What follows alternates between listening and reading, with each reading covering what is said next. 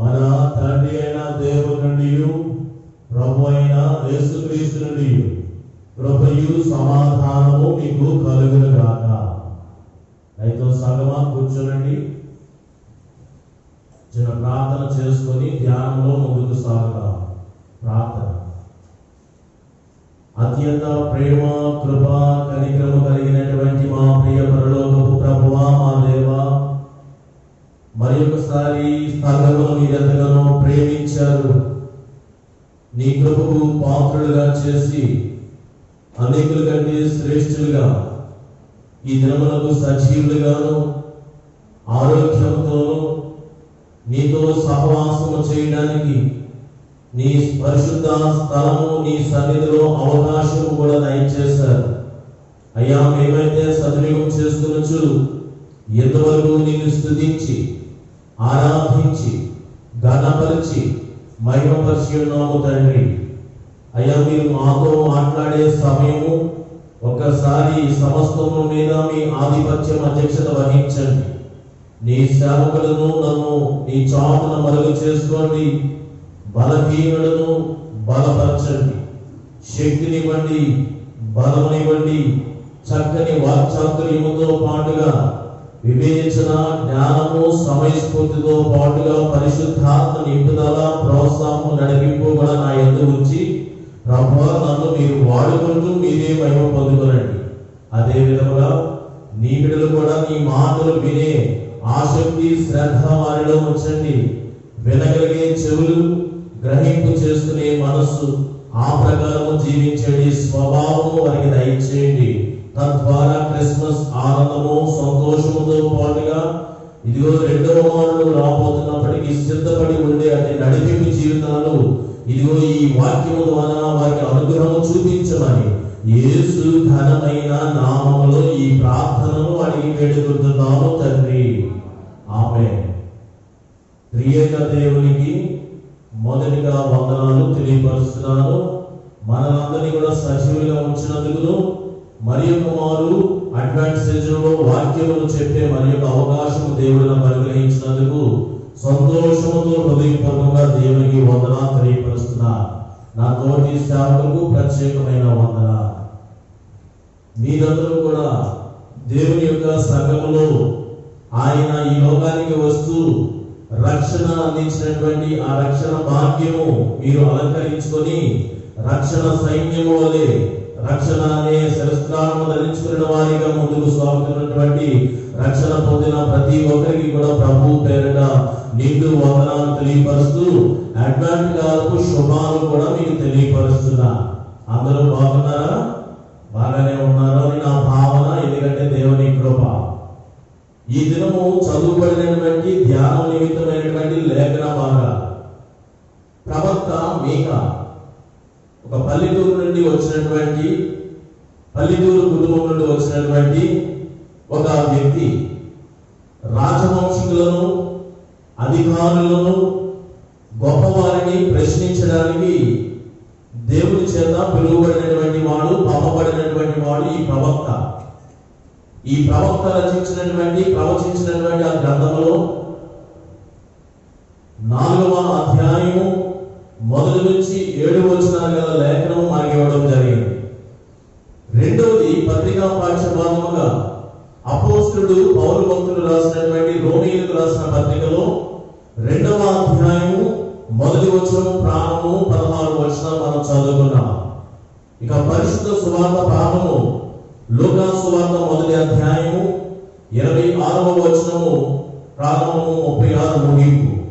ఈ రీతిగా 3 లేఖన భాగాన్ని కూడా ఆధారంగా చేసుకొని ఒక చక్కని అంశం ద్వారా నేను మీతో మాట్లాడాలని నా తలంపు, దేవుని నడిపింపు. ఏమిటి అంటే మార్పు కొరకే ఆ శుభవచనము. మార్పు కొరకే ఆ శుభవచనం. ముందుగా అడ్వాన్స్ సీజన్ లో ఇది 2వ పరిశుద్ధ ఆరాధన కదా. అడ్వాన్స్ సీజన్ అంతా కూడా మొదటిగా సీజన్ గా లేదు. అడ్వాన్స్ అంటే దేవుని యొక్క ఆగమనము ఒక దినముగానే ఉండేది. తర్వాత దాన్ని ఒక సీజన్ గా చేస్తే, ఒక కాలముగా చేస్తే ఎలా ఉంటుంది అని క్రీస్తు శకము 3వ శతాబ్దంలో ఒక కౌన్సిల్ లో మరి క్రైస్తవ మత పెద్దల చేత నిర్ణయించబడిన విధముగా క్రీస్తు యొక్క ఆగమనము కేవలము ఒక దినము కాకుండా ఒక కాలముగా ఉండాలి అని, ఆ కాలము కూడా 4 ప్రత్యేకమైనటువంటి క్రిస్మస్ కు ముందు పరిశుద్ధ ఆదివారాలుగా ఉండాలి అని తీర్మానం చేశారు. అయితే కొద్ది కాలం తర్వాత మరలా ఎటువంటి ఆలోచన వచ్చారంటే, ఎలాగా దీనిని పరిశుద్ధ ఆదివారాలు ఆరాధన ఎలా చేయాలా, మామూలుగానే చేస్తే బాగుంటుందా అని ఆలోచన చేస్తే ఏదో ఒక ప్రత్యేకత ఉండాలి కదా అని ప్రభుత్వ యొక్క ఆ ఉద్దేశము తీసుకుని వచ్చారు. ఆ ప్రభుత్వ యొక్క ఉద్దేశమును మనము ఒక్కొక్క వారము ఒక్కొక్క ఆదివారము ఒక్కొక్క ఉద్దేశాన్ని తెలియపరిచే ప్రభుత్వం మనం వెలిగిస్తున్నాం. గడిచిన వారము అనగా అడ్వాన్స్ సీజన్లో మొదటి పరిశుద్ధ ఆరాధనలో ఒక ప్రభుత్వం వెలిగించాం. ఏమిటా ప్రభుత్వం? ప్రవక్తల ప్రభుత్వం, ప్రాఫిట్ క్యాండిల్ అని దాన్ని మనం వెలిగించాం. దాని యొక్క భావమును తెలియపరిచే ఒక మాట ఏమిటి? ప్రవక్తల క్యాండిల్. హోప్ అంటే నిరీక్షణ. వారి ప్రవచనము నిరీక్షణ ఇచ్చింది. ఆ నిరీక్షణ క్రీస్తు ప్రభువు మొదటిసారి ఆగమనము ఈ భూమికి తెచ్చినప్పుడు ఆ యొక్క నిరీక్షణ ఎక్కడా కూడా నిరర్థకం కాకుండా, ఆ నిరీక్షణ మేము ఉంచినటువంటి నిరీక్షణ మాకు ఎంతో జీవము కలిగించినటువంటి ప్రవచనము, ఆ జీవము కలిగిన నిరీక్షణ అని చెప్పి హోప్ అనే క్యాండిల్ అంటే ప్రాఫిట్ క్యాండిల్ అది వెలిగించడం జరిగింది. అడ్వాన్స్ స్టేజ్లో ఈ దినము రెండవ పరిశుద్ధ ఆరాధన. అయితే ఆ రీతిలో ఆచరించవలసినటువంటి రెండవ క్యాండిల్ పేరు ఏంటంటే బెత్లెహేమ్ క్యాండిల్. బెత్లెహేము ప్రభువు. దీని భావం ఏంటంటే ప్రేమ. అంటే బెత్లెహేమ్ క్యాండిల్ గా దీన్ని ఎందుకు పిలిచారు అంటే, దీని యొక్క ఉద్దేశం ఏంటంటే, దేవుడు లోకమును ఎంతో ప్రేమించాడు, కాగా తన అద్వితీయ కుమారుని ఈ లోకానికి పంపించాడు. ఆ ప్రేమ లోకములందరికీ కూడా అందింపబడుతుంది. మరి ముఖ్యంగా ఇంకా ఎవరికి అందించబడుతుందంటే, ఈ లోకము ఎవరినైతే అణచివేసిందో, ఈ లోకము ఎవరినైతే నలగొట్టబడి ఉన్నదో, ఈ లోకము ఎవరినైతే వెలివేసిందో, ఈ లోకము ఎవరైతే మరి బలత్కారం చేత మరి వారు బలహీనపడి అణచివేయబడిన వారిగా, నలగొట్టబడిన వారిగా, తృణీకరింపబడిన వారిగా, లేదా అంటరాని వారిగా ఎంచబడి ఉన్నారో వారికి మరింతగా ఈ ప్రేమ వారికి అంది ఉన్నది. దేవుడు అలాంటి వారిని మరింతగా ప్రేమించాడు. దేవుడు లోకమంతని ప్రేమించాడు. మరి ముఖ్యంగా ఎవరు ప్రేమించాడంటే, అణచివేయబడుతున్నటువంటి, గుర్తింపు లేనటువంటి, నలగొట్టబడుతున్నటువంటి జనాంగాన్ని మరింతగా ప్రేమించాడు. దానికి సాదృశ్యముగానే బెత్లెహేములు. అందుకనే ఒక ప్రవచనం కూడా వెలువడి ఉన్నది. మీకా 5:2 బెత్లెహేము ఎఫ్రాతా, యూదా వారి కుటుంబంలోని వ్యక్తమాత్రలు కూడా స్వల్పమైన దానిని కాదు, నా కొరకు ఇశ్రాయేలు యాకోబువాడు నీ నుండి వస్తాడు, నీకు గుర్తింపు లేదు అని అనుకోవద్దు. బెత్లెహేము అనగా రొట్టెల గృహము. ఇది ఎప్పుడో క్రీస్తుకు పూర్వం 17వ శతాబ్దం నుండి, అంత పూర్వం ప్రాచీన కాలం నుండి ఉన్నటువంటి ప్రాంతమే బెత్లెహేము. పాత నిబంధన కాలంలో ఎఫ్రాతా అని పిలువబడి ఉన్నది ఈ యొక్క ప్రాంతం. అలాంటిది మరి రాను దాని యొక్క పేరు బెత్లెహేముగా, మరి ముఖ్యంగా రాహేలు యొక్క సమాధి దాని దగ్గరలోనే అక్కడ చేయడము జరిగి ఉన్నది. అప్పటి కాలం సుమారుగా క్రీస్తుకు పూర్వమే 17వ శతాబ్దంలోనే ఈ ప్రాంతం గుర్తించబడి ఉన్నది. అంత ప్రాచీన మరి చరిత్ర కలిగిన ఈ బెత్లెహేము ఎఫ్రాతా అనబడుతున్నటువంటి ఈ ప్రాంతము ఎన్నో శతాబ్దాలు గడుస్తున్న కాలము 2గా విభజింపబడి ఉన్నను సరే, క్రీస్తుకు పూర్వము క్రీస్తుకు శకము అయినను సరే, ఆ బెత్లెహేము ఎలా ఉన్నది అంటే, ఎంత చరిత్ర కలిగినటువంటి ప్రాంతమైనను సరే దానికి ఎదుగుదల అనేది లేదు. కానీ మధ్యలో దావీదు ఆ బెత్లెహేమును తన పురముగా, దావీదు పురముగా చేస్తున్నాడు, ఒక కోటగా, ఒక పట్టణంగా చేస్తున్నాడు. కానీ ఆ వైభవం ఎక్కువ కాలము నిలువబడలేదు. దావీదు చేసినటువంటి ఆ బెత్లెహేము పురము, దావీదు పురముగా, తన పురముగా చేసినటువంటి ఆ రాజ వైభవము కొద్ది కాలంలోనే అంతా కూడా పోగొట్టుకుని మళ్ళా పూర్వపు వైభవానికి వెళ్ళిపోయింది. అంటే వైభవం అంటే అంత దుస్థితిలోకి వెళ్ళిపోయింది. గుర్తింపు లేకుండా బెత్లెహేము అంటే ఎవరికి లెక్క లేకుండా ఒకప్పుడు రాజుగారు ఉండేవారు, కానీ ఇప్పుడు దాని మాటే ఎవరు ఎత్తలేదు. అలాగైపోయింది. అప్పుడు ప్రజల చేత తృణీకరింపబడినదిగా, ప్రజల చేత ధ్వంసము చేయబడినదిగా, ప్రజల చేత మరుగు చేయబడినదిగా బెత్లెహేము ఆ రీతిగా ఉంటే ఏనాడు వెలువడి ఉన్నది. బెత్లెహేము ఎఫ్రాతా, నువ్వు యూదా వారి కుటుంబాల్లో ఒకదాని అల్పం అని చెప్పి అనుకోవద్దు. వీరందరూ అల్పంగా నేను చూస్తున్నారు, తక్కువ దానిగా చిన్న చూపు చూస్తున్నారని ఏమి బాధపడవద్దు.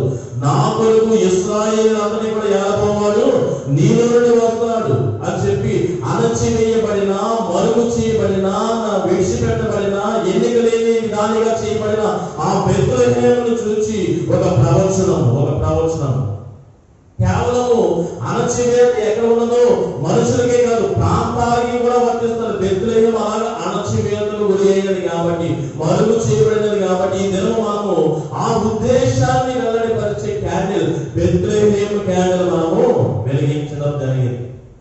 కేవలము బెత్లెహేము అనే ఒక ప్రాంతము గురిటే కాదు, అలాగే ఈ దినము గబ్రియేలు దూత వచ్చి దూత మరి దేవుని వర్తమానము మరియానికి శుభమని చెప్పిన తర్వాత ఒక స్త్రీగా, ఒక ఆడ జన్మెత్తినటువంటి ఆ అమ్మాయి, కన్యకగా ఉంటున్నటువంటి ఆ అమ్మాయి మొదటి అధ్యాయము లూకా సువార్త 46వ వచనం నుండి ఆమె పాట పాడడం మొదలు పెడతారు.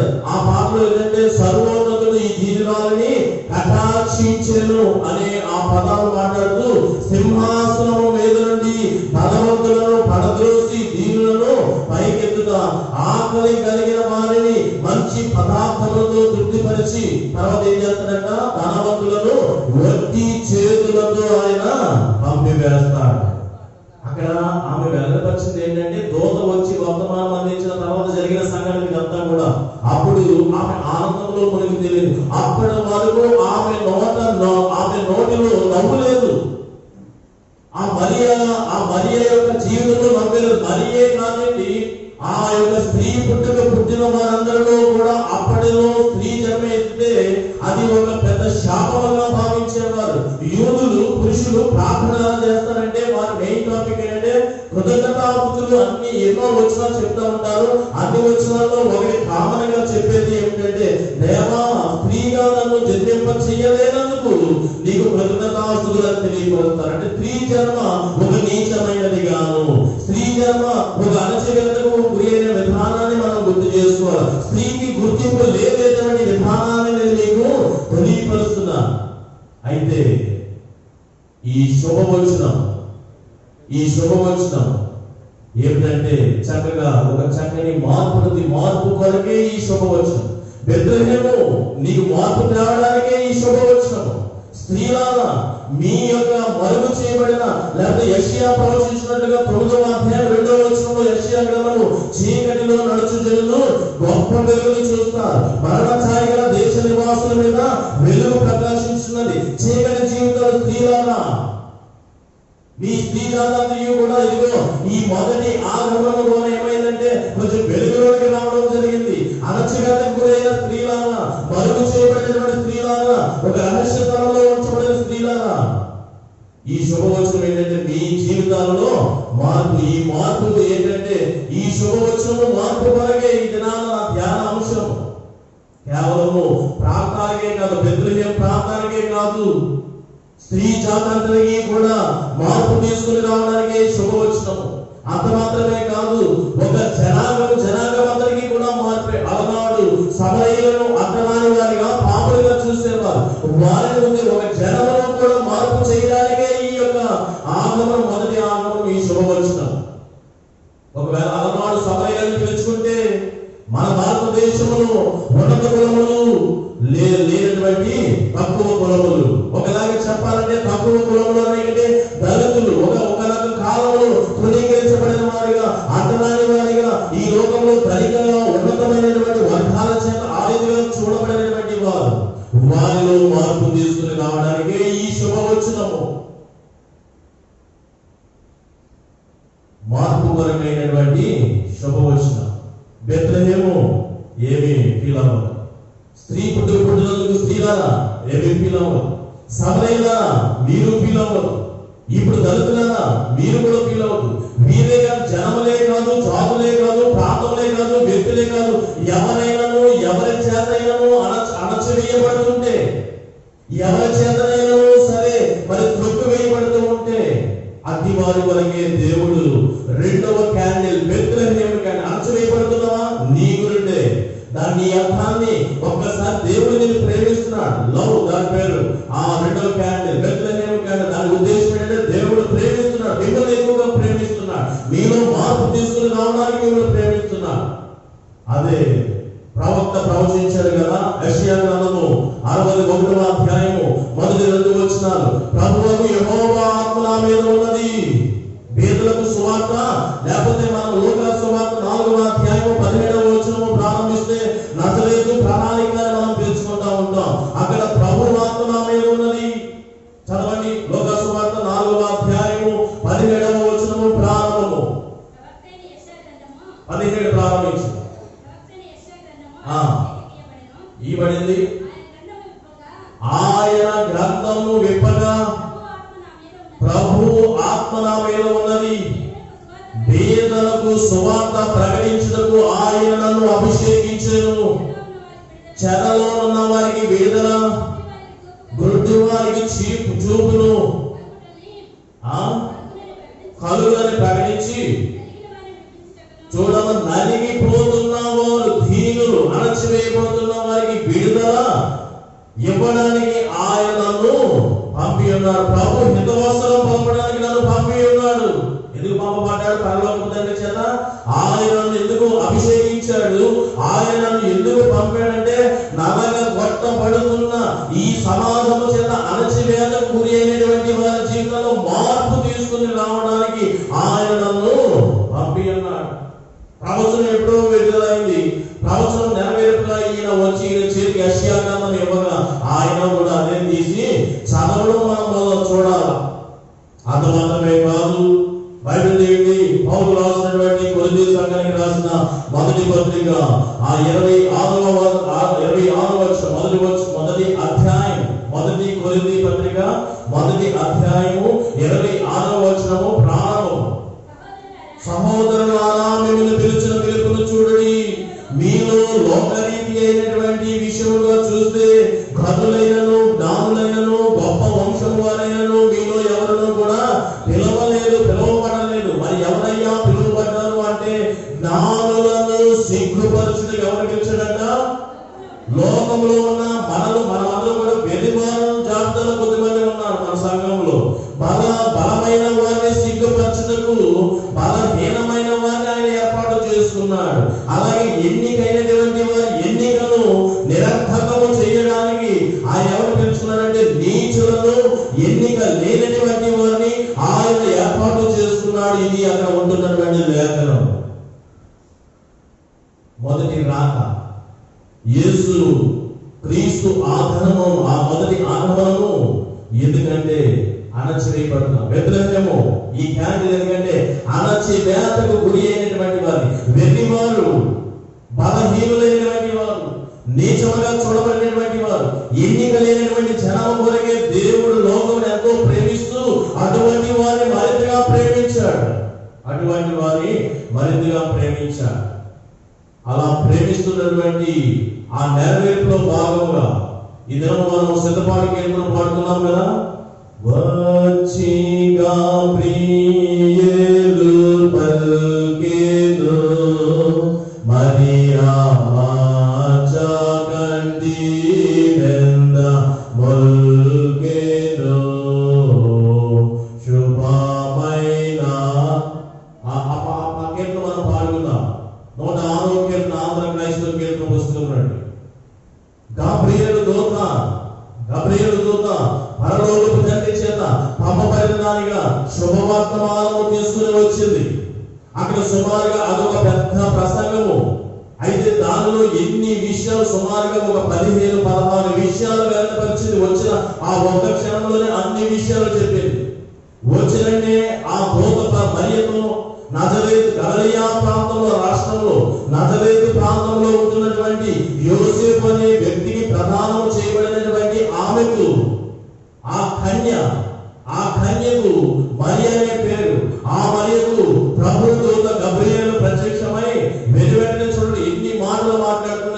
మొదటి విషయం దయాప్రాప్తురాలా అన్నది. రెండవ వచనం నీకు శుభము అని చెప్పింది. శుభం అంటే దాని వివరణలో మనం వెళ్దాం. మూడవ వచనంకి వస్తే దేవుని కృపను పొంది ఉన్నావు అన్నది. నాలుగవ విషయానికి వెళితే నీవు భయపడవద్దు అన్నది. ఐదవ విషయానికి వెళ్తే నీవు గర్భం ధరిస్తావు అన్నది. ఆరవ విషయానికి వస్తే ఆ గర్భం ఎవరు కాదు, కుమారుడు అన్నది. ఆ కుమారుడు మరి ఒక విషయం ఏంటంటే యేసు అని పేరు పెట్టాలని చెప్పింది. అంత మాత్రమే కాదు, పొట్టబోయే వారి గురించి కూడా అనేక విషయాలు మనకి ఇవ్వబడిన ఈ దిన లేఖన భాగంలో చెప్తుంది. ఆ పొట్టబోయే వారి గురించి చెప్పబడిన మరి ఒక విషయం ఏంటంటే ఇతడు గొప్పవాడు, తండ్రి దృష్టికి దేవుడి దృష్టికి గొప్పవాడిగా ఉంటాడని చెప్పింది.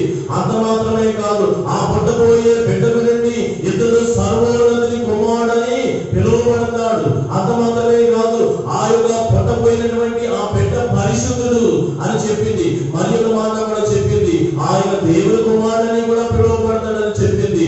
అంత మాత్రమే సరిపెట్టలేదు, దూత వివరణ ఇస్తూ ముందుకు వెళుతుంది. దావీదు సింహాసనం ఇతగాడికే ఇవ్వబడతాది, అప్పగించబడతాది అని చెప్పడం జరిగింది.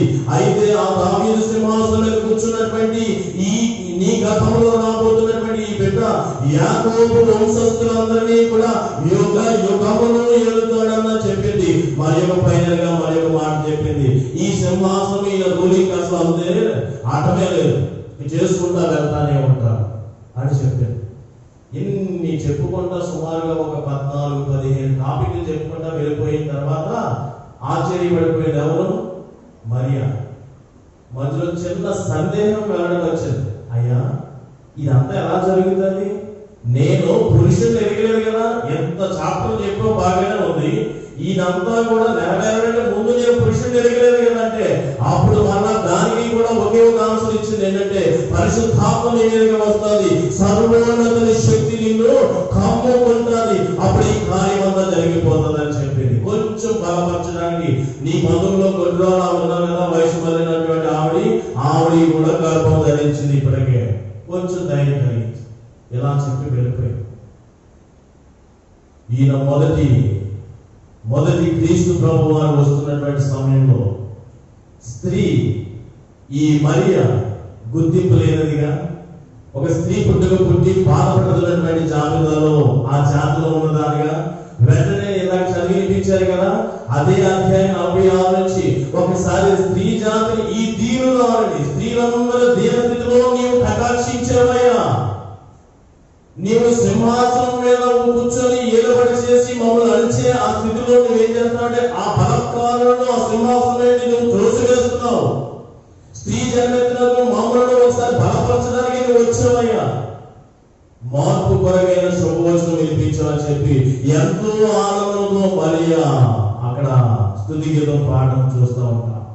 ప్రియమైనటువంటి దేవుని బిడ్డలారా, సువార్త పాఠంలో మనము ఈ శుభవచనం దేని కొరకంటే మార్పు కొరకే. అణచివేయబడుతున్నటువంటి నలగొట్టబడుతున్నటువంటి తృణీకరించబడినటువంటి వారిగా, సమాజం చేత వెర్రి వారిగా చూడబడినటువంటి, ఎన్నిక లేనటువంటి జనముగా చూడబడినటువంటి వారికి ఈ యొక్క శుభవచనము ఏంటంటే మార్పు కొరకైనటువంటి శుభవచనం. దేవాలు మార్పును తీసుకుని రాబోతున్నావు అని ఈ రీతిగా వెల్లడిపరిచినటువంటి ఆ దూత మాటలు మనం చూడవచ్చు.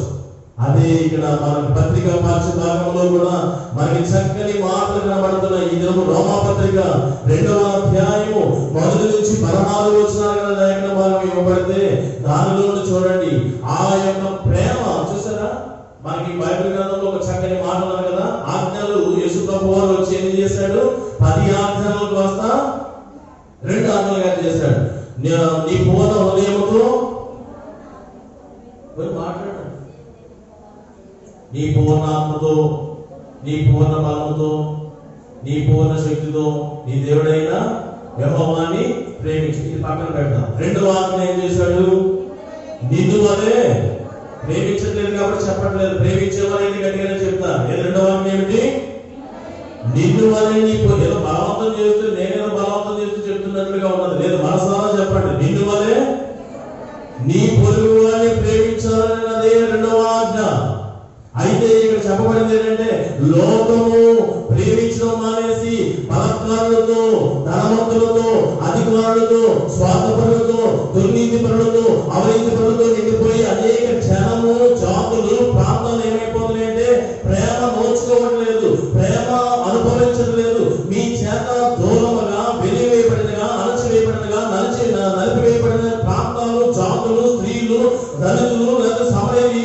చెప్తున్నారు. అయితే దేవుడు మనకి ఇవ్వబడినటువంటి లేఖన భాగంలో రోమాపత్రిక 2వ అధ్యాయం 11వ వచనంలో చెప్పబడినటువంటి మాట ఏంటంటే, మన దేవుడు పక్షపాతము లేనటువంటి వాడనగా లేదా?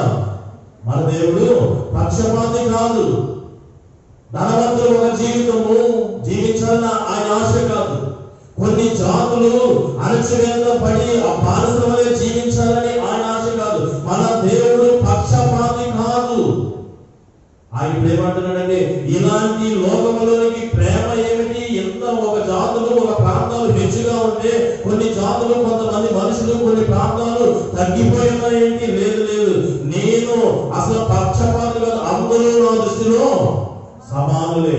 ఇప్పుడు ఆ సమానంగా నేను ప్రేమించడానికి దేవుడు లోకమంతటిని ప్రేమించేశాడు. కొంచెం ఎక్కువగా ఈ లోకము చేత అణచివేయబడినటువంటి బెత్లెహేము లాంటి ప్రాంతాలను, స్త్రీ జాతిని అంతటిని, అలాగే దళితులను సమరయులను కొంచెం ప్రేమించి ఒక ఈక్వల్ గా తీసుకుని రావడానికి వచ్చాడు. అలాంటప్పుడు నీవు చేయవలసింది ఏంటంటే, నీవు దుర్నీతిగా అవినీతిగా బలత్కార లిస్టులో ఉండగా ఆయన ప్రేమిస్తున్నప్పుడు అనగానటువంటి వారిని నీవు ప్రేమించడానికి ముందుగా ఆజ్ఞ చెప్పుకున్నాం. 2వ ఆజ్ఞ, నిన్ను వలె నీ పొరుగు వారిని ప్రేమించు. నేను ప్రేమించును, నా స్వార్థము నాదే అని చెప్పి బలత్కారంతో ముందుకు వెళ్ళావా?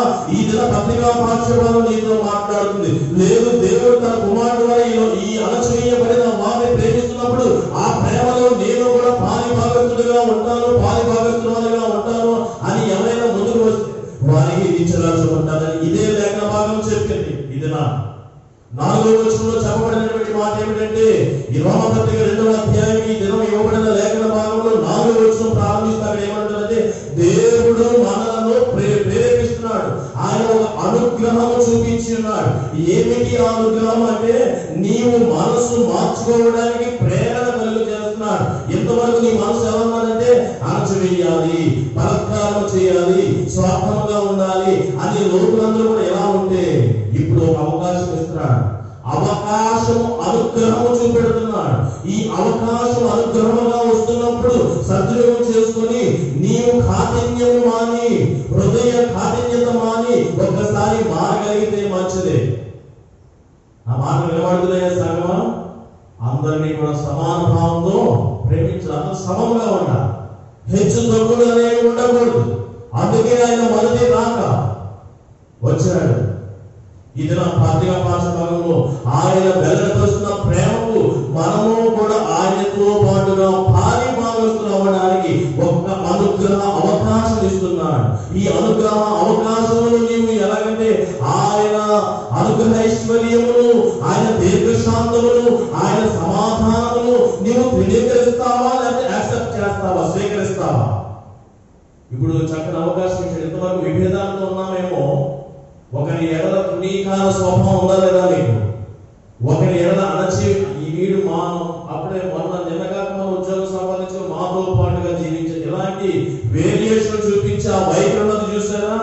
అలాంటి వైఖరిని విడిచిపెట్టడానికి దేవుడు ఈ దినమున చక్కని అవకాశం అనుగ్రహంగా ఇస్తున్నాడు. ఇప్పుడు ఆయన అనుగ్రహ ఐశ్వర్యమును సద్వినియోగం చేసుకొచ్చు. ఆయన దీర్ఘశాంతముతో ఉన్నాడు, సమాధానంతో ఉన్నాడు. ఈ విషయాలను నువ్వు స్వీకరిస్తావా లేకపోతే తృణీకరిస్తావా? క్వశ్చన్ మార్క్ కూడా ఒకసారి చదవ. 4వ వచనంలో దేవుని అనుగ్రహము మారు మనసు పొందుటకు నిన్ను ఇప్పుడు ప్రేరేపిస్తున్నది. నీవు ఈ విషయము ఎరుగక ఆయన అనుగ్రహ ఐశ్వర్యమును, సహనమును, దీర్ఘశాంతమును నువ్వు తృణీకరిస్తావా లేకపోతే ఇప్పుడు ఆయనతో పాటుగా అణచివేతకు లేనటువంటి వారిని ప్రేమిస్తూ ఉంటే నీవు కూడా భాగస్థురాలు అవుతావా? ఒక్కసారి మనము పరిశీలన చేసుకోవాలి. ఇది 4వ వచనం అయితే 5వ వచనం కూడా కంటిన్యూ చేయమా?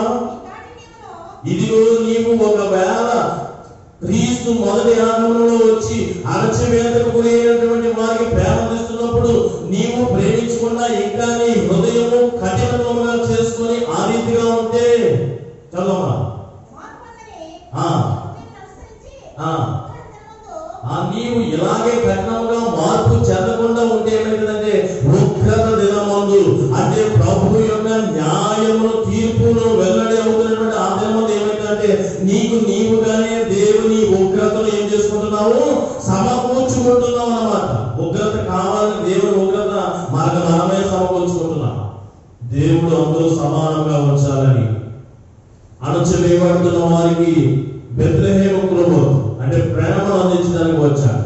ఆ ప్రేమ నీవు కూడా నిన్ను బలి నీ పొరుగు వారిని ప్రేమించాలని నువ్వు కూడా ఆయనతో పాటుగా నీ క్రింద త్రొక్కు వేయబడుతున్న వారికి ప్రేమ మారు మనసు చెంది హృదయ కాఠిన్యము వీడి ఆ వారి పట్ల ప్రేమను వెల్లడిపరిస్తే సరే మంచిది. లేదు, ఈ అనుగ్రహైశ్వర్యము తృణీకరిస్తూ దేవుని దీర్ఘశాంతంలో సమాధానం తృణీకరిస్తూ హృదయంలో మారు మనసు చెందకుండా కఠినపరుచుకుంటూ ఇదే విధంగా నడుచుకున్నట్లయితే నీ గతి ఏమిటంటే దేవుని ఉగ్రత ఆ తీవ్రతను నీవే సమకూర్చుకుంటావు. తర్వాత 8వ వచనం ప్రారంభిస్తే విభేదము 8వ వచనం అయితే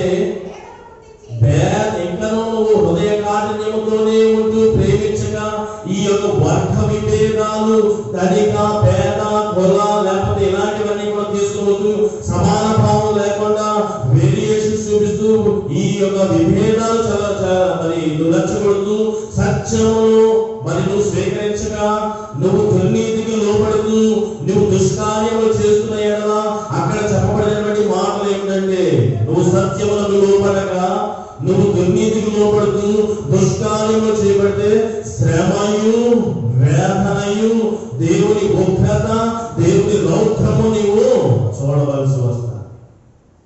ఆ మాట మీకు అర్థమవుతున్నాయా? క్రీస్తు మొదటి ఆగమనము అనగానేటువంటి అణచివేతకు గురి అయినటువంటి వారిని ప్రేమించుట. అలా ప్రేమిస్తున్నప్పుడు నీవు కూడా బలత్కారులు జాబితాలను బయటికి వచ్చేస్తాయి. అతలాని వారిగా చూస్తున్నటువంటి ఆ వైఖరులు బయటికి వచ్చేస్తాయి. దేవుడు ఎలా ప్రేమిస్తున్నాడో నీవు కూడా అలాంటి ప్రేమను మనసు మార్చుకోవడానికి చక్కని ఆ అనుగ్రహము అవకాశంగా ఇచ్చాడు.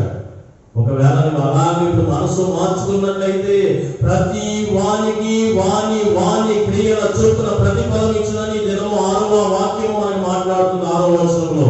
అప్పుడు అలా మాట్లాడుతున్నప్పుడు సత్క్రియలు ఎవరైతే చేస్తారో ఆ 7వ వచనం సత్క్రియలు ఎవరైతే చేస్తారో వారి ఘనతయు మహిమయు అక్షయతను వెతికే అతి స్వభావం ద్వారా వారు ఎక్కడికి వెళ్ళిపోతారంట? నిత్య జీవానికి వెళ్ళిపోతారు. దేవునితో పాటుగా మనము కూడా అణచివేతకు గురైన వారిని ప్రేమించగలిగితే దానిలో దేవుడు మహిమ పొందుతూ ఉంటే దేవుడు ఘనత పొందుతూ ఉంటే అక్షయతను మనం వెతుకుతూ ఉంటే అక్షయత అంటే ఈ శరీరం విడిచిపెట్టిన తర్వాత మనకి ఒక శరీరం వస్తారు, అక్షయమైన శరీరం. ఈ లోకం విడిచిన తర్వాత మనం వేరొక లోకం అక్షయమైన పట్టణము లోకము. దానిలో అంటే ఒక మాటలో చెప్పాలంటే పౌలు చిన్నగా చెప్పేశాడు, వెనుకున్న వాటిని భూ సంబంధమైన వాటిని విడిచి ముందున్న వాటి వరకు మన సంబంధమైన వాటిపై మీరు ముందుకు నడవండి. ప్రియమైనటువంటి దేవుని బిడ్డలారా, అక్షయతను వెతుకుతున్నట్లయితే అటువంటి వారికే ఏమొస్తుంది? నిత్యరాజ్యం. ఆయన 2వ ఆగమనంలో అప్పుడు నిత్యరాజ్యం పొందుకుంటారు. ఇది పత్రికలో మనం నేర్చుకోవాల్సినటువంటి గొప్ప సత్యం. ఆయన పక్షపాతి కాదు, అందరూ సమానంగా ఉండాలి అనుకుంటున్నాడు. కానీ లోకము సమానంగా ఉంచట్లేదు. నీవైతే ప్రభుతో పాటు ఏకీభవిస్తావా నీకు నిత్యరాజ్యం వస్తుంది. లేదు లోకముతో ఏకీభవిస్తావా నీవు దేవుని యొక్క ఉగ్రత రౌద్రము మరి శ్రమలు వేదన పొందవలసి ఉన్నది. ఒకవేళ దేవునితో పాటు క్రీస్తుతో పాటు ప్రేమించడంలో ఏకీభవించే వరకు ఏమైందో తెలుసా? అంచె దినములలో పాత నిబంధన లేఖన భాగానికి వస్తున్నాను నేను. మీకా ప్రవక్త, మీకా అనే పదము మీకాయా అనబడుతున్నటువంటి హీబ్రూ పదం నుండి రాబడినది. మీకాయా అనగా యేసు వంటి వాడు కూడా లేడని దాని అర్థము. మీకా అనగా ఆయన క్రీస్తు శకము క్రీస్తుకు పూర్వము 742 నుంచి 687 వరకు ఆయన ప్రవచనాలు కొనసాగాయి. ఆయన యెరూషలేమునకు కొంచెం చేరువుగా ఒక 10 కిలోమీటర్ల దూరంలో ఉంటున్నటువంటి ఒక కుగ్రామం నుండి ఆయన రావడం జరిగింది. ఎందుకు రావడం జరిగింది? అధికారులను రాజకుటుంబీకులను మరి ఉన్నతమైనటువంటి వారిని ఎదిరించడానికి, వారి అవినీతిని, వారి యొక్క బలత్కార్యములను ప్రశ్నించి ఖండించడానికి ఆయన రావడం జరిగింది. అలా ఆయన ప్రవచనాలు సాగే. అటువంటి ప్రవచనాల్లో ఈ దినం మనకి ఇవ్వబడినటువంటి లేఖన భాగము 8వ అధ్యాయం 4వ అధ్యాయము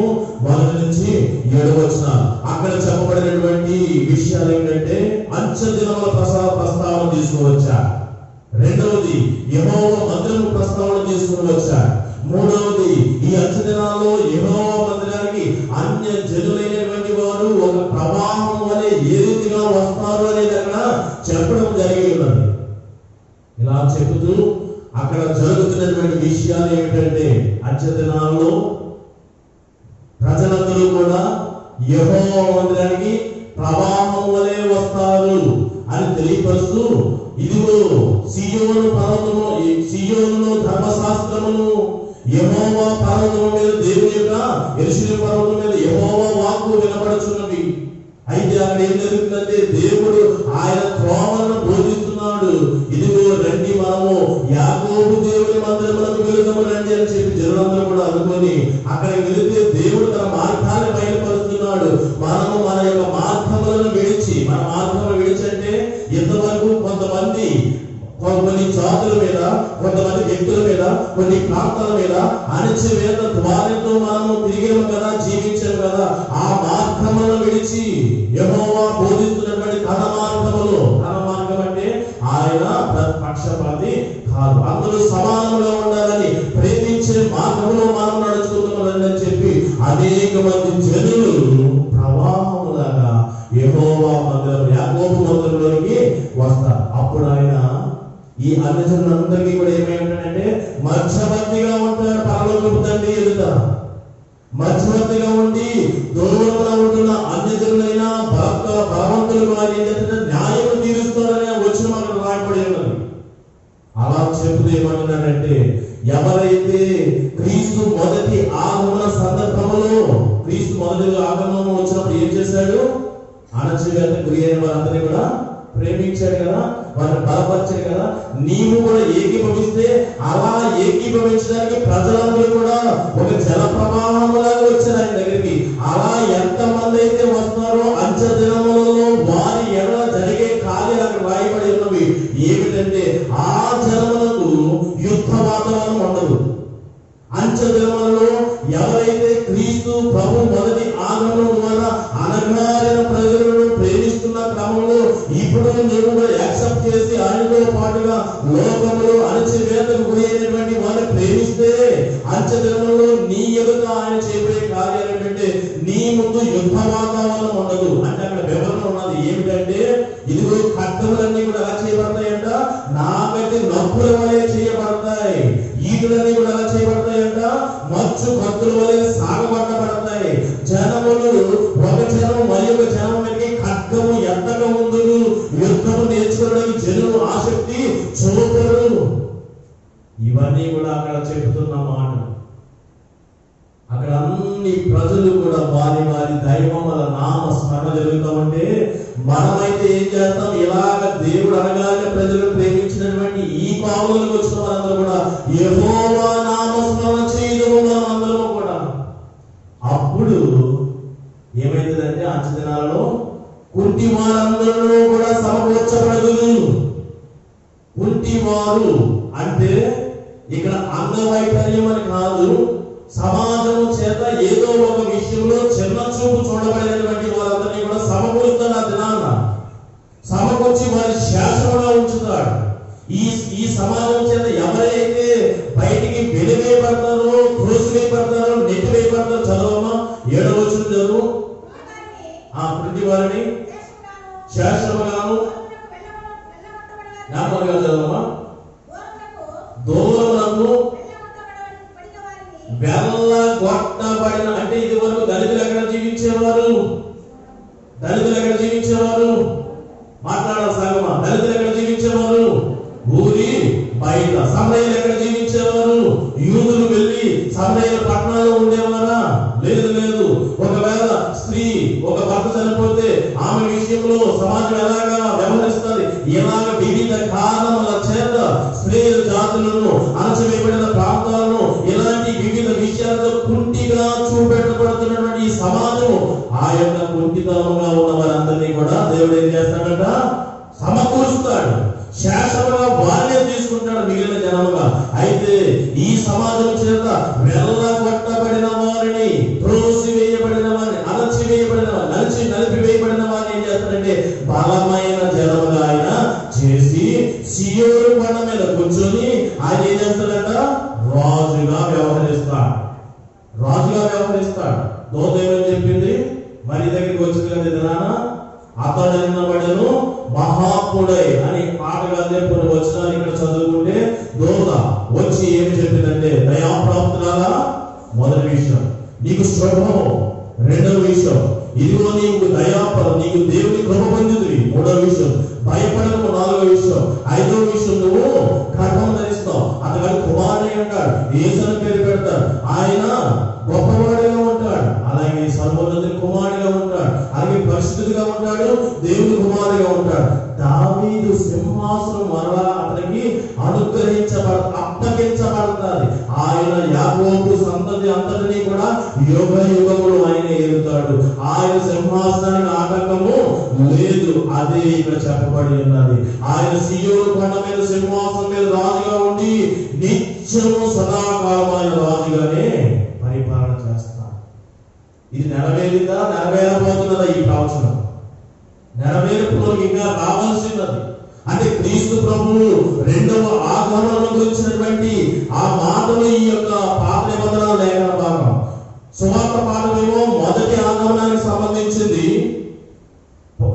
పాత నిబంధన పాఠమేమో రెండవ ఆగమనానికి సంబంధించింది. మధ్యలో మనం చేయవలసింది ఏంటో పత్రికా పాఠ్య భాగంలో ఉన్నది. మొదటి ఆగమనంలో ఆయన వచ్చి అనగానే వారిని ప్రేమిస్తున్నాడు. పత్రిక మనకేం చెప్తుందంటే ఆయన ప్రేమిస్తున్నాడు, నువ్వు కూడా ప్రేమించు, హృదయం మార్చుకో, మనసు మార్చుకో, కాఠిన్యం చేయవద్దు. నీవు కూడా ప్రేమిస్తే నువ్వేం చేస్తావంటే అంచె దినములలో యుద్ధ వాతావరణం నుండి శేషించిన జనముగా పక్కకి నువ్వు వస్తావు. బలహీనమైన నిన్ను బలపరుస్తాడు. ఆయన నీకు రాజు అయి ఉంటాడు. ఒకవేళ నువ్వు హృదయ కాఠిన్యము చేత ఆయన అనుగ్రహ ఐశ్వర్యం తృణీకరించేవనుకో, యెహోవా అంచె దినాల్లో ఏం చేస్తాడంటే శ్రమలను అప్పగిస్తాడు. అంచె దినములలో మరొక పాటు శ్రమ దినాలు ఉంటున్నాయి. శ్రమయు వేదనయు దేవుని ఉగ్రత రౌద్రము అనుభవించాలి. అది మనకు వద్దు. ఏం కావాలా? దేవునికి మహిమ, దేవునికి ఘనత కలుగ చేస్తూ అక్షేత్రం వెలిగితే మనకేం దొరుకుతుంది? నిత్య జీవంలో నడిపించబడతాం. ఆ విధంగా మీరు నడిపించబడాలి. ప్రియమైనటువంటి దేవుని జనాంగం, అధ్యాయం 2 రెండవ పరిశుద్ధ ఆరాధన. 4 క్రొవ్వొత్తులలో మొదటి క్రొవ్వొత్తే ప్రవక్తల, ప్రాఫిట్ క్యాండిల్, హోప్, నిరీక్షణ. అది జీవము కలిగినటువంటి నిరీక్షణ, వెలిగింపబడినటువంటి నిరీక్షణ. రెండవ పరిశుద్ధ ఆదివారం బెత్లెహేము క్యాండిల్. బెత్లెహేము అనేది పిలువబడిందంటే ఆ బెత్లెహేము దావీదు సమయంలో చాలా వెలిగింది. మనది తన గుర్తింపు కోల్పోయింది. సమాజం అణచివేసింది, దాన్ని స్త్రీలను కూడా అణచివేస్తుంది, సమరయులను కూడా అణచివేస్తుంది. ఈ దేశంలో దళితులను అణచివేశారు. ఇలాంటి వారి కొరకు మొదటి ఆగమనంలో క్రీస్తు ప్రభు వచ్చి ప్రేమించాడు. ప్రేమలో ఎక్కడ వేరియేషన్స్ ఉండకూడదు. ఆయన పక్షపాతి కదా, అందరూ సమానంగా ఉండాలనుకున్నారు. ఒకవేళ ఇంకా ఆ వేరియేషన్ ఫాలో అయితే ఉగ్రత దినమందు నీవు ఏం చేస్తావంటే దేవుని ఉగ్రతకు నీవేది సమర్పించుకున్న దానిలో ఉంటావు. వద్దు. దేవుడు ఎలా ప్రేమిస్తున్నాడు అందరినీ కూడా, నిన్ను వల్లే నీ పొరుగు వాడిని ప్రేమించి. దేవుడు లోకంలో ఎంతో ప్రేమించాడు, అనగారిన వారిని మరింతగా ప్రేమించాడు. బెత్లెహేమును, స్త్రీ జాతిని, సమరయులను, దళితులను ఎంతగా ప్రేమించాడు. నీవు కూడా ఇది నాన్న ప్రేమించు. అలా ప్రేమిస్తేనే అదే నిజమైన క్రిస్మస్. ఒకవేళ ఇలాంటి ప్రేమ నీలో లేదనుకోండి, అది నిజమైన క్రిస్మస్ కాదు. అది నిజమైన క్రిస్మస్, క్రీస్తు ఆరాధన కాదు. వేషధారణతో కూడినటువంటి క్రీస్తు ఏదో ఆచారంగా చేసే ఆరాధనే కానీ నీవు నిన్ను వలే నీ పొరుగు వాడిని అణచి వేదకు బలహీనమైన నలగొట్టబడిన వారిని ప్రేమించకపోతే నిన్ను వలే. ఒకవేళ ఈ క్రిస్మస్ లో కూర్చున్నావా, అది నీకు క్రిస్మస్ దీవెన రాదు. ఆ ప్రార్థన ఆరాధన కానుకన్నీ కూడా వ్యర్థమే. 2020వ సంవత్సరం మనము చేయవలసినటువంటి క్రిస్మస్ ఆరాధన మనమని మన పొరుగు వాడిని ప్రేమతో. మన దేవుడు పక్షపాతి కాదు. మనము కూడా అలాగా వ్యవహరించకుండా అందరి ఎడల సమాన భావములు కలిగి మనము ఈ క్రిస్మస్ ఆరాధనలో ప్రేమిస్తూ ముందుకు సాగితే అంచ దినములలో యుద్ధ వాతావరణం నుండి ఖడ్గములేమీ లేకుండా, ఈటులేమీ లేకుండా, జనం మీద జనం పడకుండా ఒక శేష జనముగా, శేషించబడిన వారిగా ఆయన మనకి రాజుగా సీయోనులో నుండి మనం రూలింగ్ చేస్తూ ఆ విధంగా మనకి ఎక్కడ నడిపిస్తాడు? పత్రికా పాఠ్యభాగం ద్వారా అక్షయతను వెలిగే వారిలో మనం ఉంటే నిత్య రాజ్యానికి మనల్ని నడిపిస్తాడు. అలా మొదటి ఆగమనం ద్వారా మనం నేర్చుకున్న విషయం ఇప్పుడు ఆలోచన జీవిస్తామంటే రెండవ ఆగమనం వచ్చి ఇట్టి విషయమును బట్టి పొరుగు వాడిని ప్రేమించుట అనే విషయమును బట్టియే నిన్ను రెండవ ఆగమనంలో ఆయనతో పాటుగా నిత్య రాజ్యంలోకి తీసుకుని వెళ్తాడు. అలా మీరు అందరూ వెళ్ళాలని నా ఆకాంక్ష. దాని కొరకు ప్రేమించడంలో మీరు ముందుకు సాగండి. ప్రేమ లేని వాడినైతే వ్యర్థులను, మనుషుల భాషలతోనూ దేవదూతుల భాషలతోనూ మాట్లాడను. ప్రేమ లేని వాడినైతే నేను వ్యర్థులను, గనగలవాడు కాలం వలె మంచు వలె నేను మోగినను సరే. ప్రేమ లేని వాడినైతే వ్యర్థులను. ఈ రీతిగా కాల్చబడిన నా శరీరం అప్పగించిన ప్రేమ లేకపోతే అంతా కూడా వ్యర్థమే. క్రీస్తు ప్రేమించాడు. దేవుడు లోకం ఎంతో ప్రేమించాడు. రెండో క్యాండిల్ ప్రేమ. మొదటిది నిరీక్షణ అయితే రెండవది ప్రేమ. ఈ దినం మనం నేర్చుకున్న పాఠం ఏంటంటే ప్రేమ కలిగి క్రిస్మస్ ఆరాధన పొరుగు వారి అనగానే ముఖ్యంగా అలాంటి స్వభావంలో మీరు ఈ క్రిస్మస్ ఆరాధన చేయండి. అప్పుడు ఈ లోకంలో భూమి మీద మీకు సమాధానము అలాగే నిత్యరాజ్యపు అవకాశం కూడా దేవుడు మీకు అనుగ్రహిస్తాడు. సంస్కారం ఉన్నది కాబట్టి ఈ మాటలు ఇద్దరితో ముగిస్తున్నా. మీరు ఆ రీతిలో మీరు నడుచుకోవడంలో ఉన్న పరిశుద్ధాత్మ దేవుడు అటు నడిపింపు, అటు భూమి మీద సమాధానము, నిత్యరాజ్య వారసులు మీకు దయచేయను కాక. సమస్త జ్ఞానంలో ఇచ్చిన దేవుని సమాధానం యేసుక్రీస్తు వారు మీ హృదయాలు మీ తలంపులు కావాలి.